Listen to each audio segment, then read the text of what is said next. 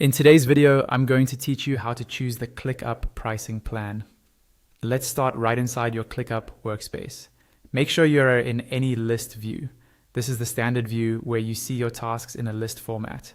You don't need a specific list, just somewhere in your workspace where the top navigation bar is visible. Now move your attention to the top right corner of the screen. You'll see your profile area there.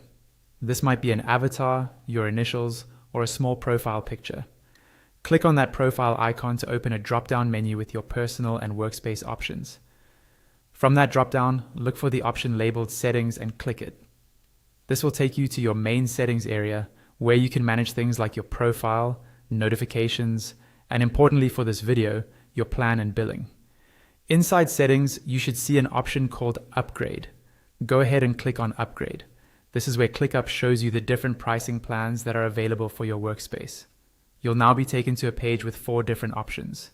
Typically, you'll see plans starting at lower cost tiers and moving up, plus an enterprise option for larger organizations.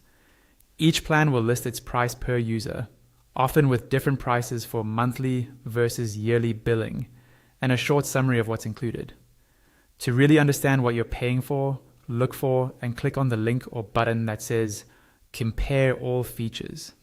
This will open a detailed comparison table where you can see exactly what each plan includes.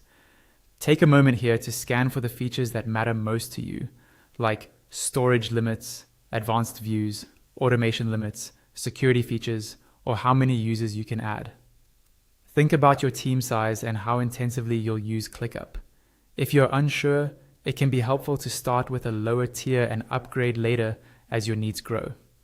Once you've decided which plan is the best fit for you and your team, go back to that plan's box and click on the upgrade button for that specific option.